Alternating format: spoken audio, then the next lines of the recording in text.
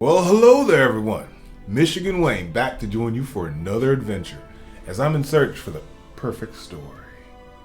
Here with Wayne Reads, always remember that as we go through these stories, all you have to do is press the CC button in your YouTube link in order to follow along with the story. So last time, we had a lot of reading with Bunnicula and Howliday Inn, and I think the perfect person to join me to end today's story is going to be North Star. Now the North Star is here, I think we should jump on into this story. Bunnicula and the Howliday Inn, Chapter 12, Howie. At that moment, I was attacked from behind. Thump. I felt the blow between my shoulder blades. Help, I cried out. I went sprawling onto my belly. No mercy, the voice above bellowed. The game is up. Your days are numbered. Resist. You'll walk the plank. I recognized the voice. Lyle had dropped by to say hello. Get him off me, I hissed at Chester, thinking you might know how to communicate, cat to cat. Agent 11 1.5D, Chester shouted. Release your captive. I felt Lyle's claws loosen. Why, he asked. You have the wrong dog, Chester shot back. Oh, Lyle muttered softly. He jumped off my back onto the ground before me. Calmly he looked into my eyes. Sorry about that. That's all he said. Then he strolled off as if nothing had happened. There goes a great all-American witch, Chester said in tribute as he watched Lyle walk off. He shook his head sadly. What a shame he has to be a cat. Now, I wouldn't have been surprised to find out that Lyle was a murderer, Taxi commented. I wouldn't put anything past him. Chester shook his head again and sighed. Lyle's had a rough life, he said. You want some excitement? Read his file. I think I've had enough excitement here, I said to Chester, and I think we can be grateful for one thing. What's that? That with everything that's happened, no real harm has come to anyone. I looked up at Max coming towards us. On his right was Louise, on his left Georgette. Right, he blurted out when he came to a halt before us. Just came over here to see how you were doing, Chester. Must have been pretty tough for you behind bars. I've been through tougher, Chester replied with typical modesty. It was a nightmare, Louise said drastically. Shall always forget my days and nights at Chateau Bow Wow. How my heart will ache when I am thinking of everything that has happened here. But, alas, in the end, everything is fine and we will live happy ever. Oh, what is the world? After, Georgette offered. Louise turned to Georgette and smiled sweetly. Thank you, Camille. Georgette started to correct Louise, then stopped herself. You're welcome, sugar, she said instead. Max smiled. These gals have become great friends, he said happily. Louise knows my heart belongs to her and her alone, and she knows that without Georgette, I would never have figured out how to break out of here and find her. Georgette blushed. Oh, thank goodness, Dr. Greenbrier and Jill came along when they did and heard our barking. By the way, she added, in a lower voice, you can't imagine what a dump that Harrison lives in. Please, Louise interjected. I do not wish to be speaking of it. It was simply, she pursed her lips and searched for the right word. Abominable, she proclaimed at last. Well, it was close to the right word. Jogging, Max suggested. I started to crawl away. No jog, Georgette replied. How about rip the rag? I've got it, Louise announced. Let us play knock each other down. Good, Max snorted. You fellows want to join us? Maybe another time, Chester said. Tennis elbow. Harold, Max asked, turning towards me. No thanks, I replied. Coward cramps. I'll play, Taxi said brightly. Right then, let's go.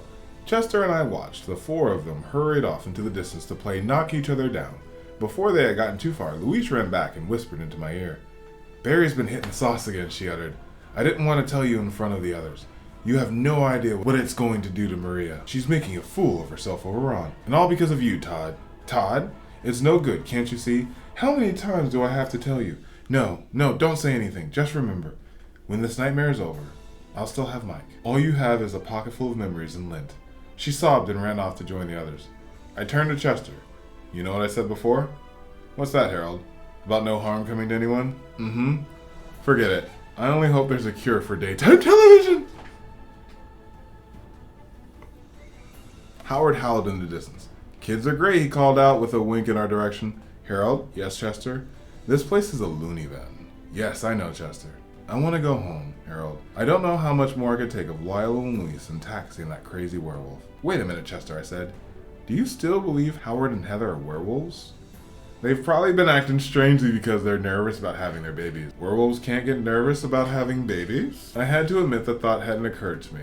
Uh-huh, he went on. Nothing will convince me that they couldn't be part Dachshund and part Wolfhound. Stranger things have happened. Howard let out another howl. Besides, just listen to that. If that isn't the call of a werewolf, nothing is. No, I just want to get out of here. That's all I care about. Get me home, where I'll never have to listen to that terrible sound again. I was about to answer him when the gate flew open and Toby and Pete bounded into Chateau Bow Wow. As soon as he saw me, Toby came running in my direction. "Harold," he called, throwing his arms around my neck. "Boy, I'm happy to see him." I started drooling like crazy. "Chester," Toby squealed as he swooped up the cat off the ground and hugged him. Chester showed how overjoyed he was by not having a fit. "Hey guys," Pete said coolly. "Boy, did we have a neat vacation," Toby said. "Wait till I tell you about it." "Yeah," Pete joined in. "Dad lost our traveler's checks and everything, just like on TV. Yeah, and then we had a flat tire, and Dad had forgot to put the spare back on the car before we left for home. So we had to sit in the rain until the Trotuck came. And then we were on this picnic, and Dad fell out of the tree, and now he's wearing a cast, see? Yeah, and it's real neat, Harold. I wrote my name on it too and everything." "Me too." "Anyway," Toby said, "sorry you had to be stuck here the whole time. I bet it was real dull." Chester and I exchanged glances. "But now we're really going home, boy. Come on, let's get your things." "What things?" I wondered. I didn't remember having a toothbrush. "Wait a minute, Pete. Let's go ask Dad about you-know-what first." "Oh yeah, I forgot," Toby replied, dropping back to the ground. "We'll be back, you guys. Oh, here, Harold. Here's a chocolate cupcake I brought you, with cream in the center."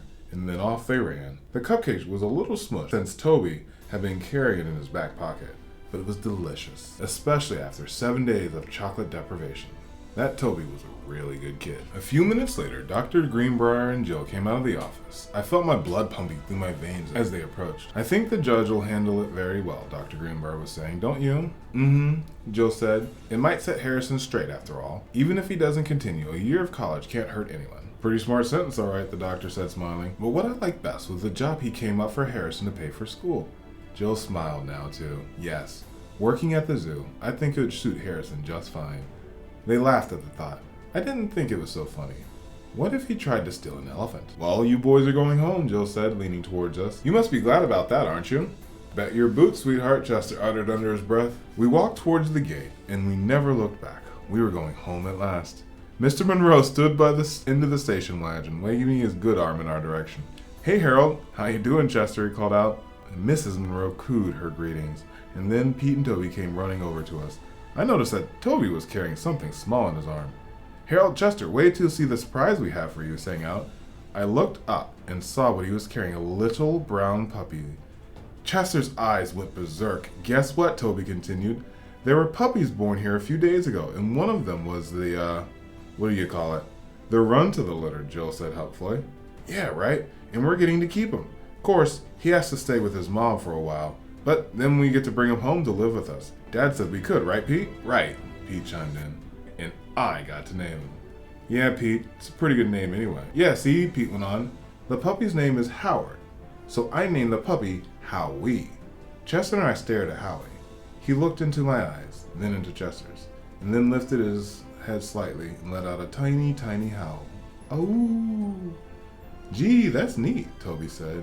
"Yeah, neat," echoed Pete. I turned to Chester and commented, "Before you know it, he's going to sound just like his mom and dad." Chester didn't hear me. He fainted and dead away. Wow, that was pretty good. Hey, North Star, you want to join me for the epilogue? Awesome. I have a little bit more, so let's continue going, okay? Epilogue. Chateau Bow Wow was an adventure. I suppose in some ways Mr. Monroe was right. Adventure is good for the soul. But what I like best about adventures is that they come to an end. It's fall now, and I'm glad to be home. Fall means long walks in the woods with Mr. Monroe and Pete, late night snacks and roasted chestnuts and pumpkin pies with Toby, and rolling on the leaves with Howie. Oh yes, Howie is living with us now, and since it's his first fall, there's a lot I have to teach him. Of course, Chester is sharing in his education. Right now he's teaching him how to meditate. Even as I write, I can hear him in the living room. No, you dumb dog. No, not you dumb skull. It's Can't you hear the difference? Don't you want to learn? Meditation is good for you. It'll make you mellow, keep you cool, like me. Don't you want to be like your Uncle Chester, Howie? Howie, come back here. Where are you going? Get down from there. No, Harold! Excuse me, I think I'm needed in the other room. Harold, get in here. I'm not a nursemaid. In a minute, Chester. He's going after the geranium. He's what, Chester? He's eating the geranium. Coming, Chester. Well, I've got to go. It was quite an adventure. And when all is said and done, there's no place like home. That was an amazing adventure, North Star. Thank you for joining us, and I can't wait to see you on that next adventure. And I can't wait to see you on the next adventure here with Wayne Reads. I'm Michigan Bob, the adventurer in search of a perfect story. And I can't wait to see you on the next adventure. Bye-bye.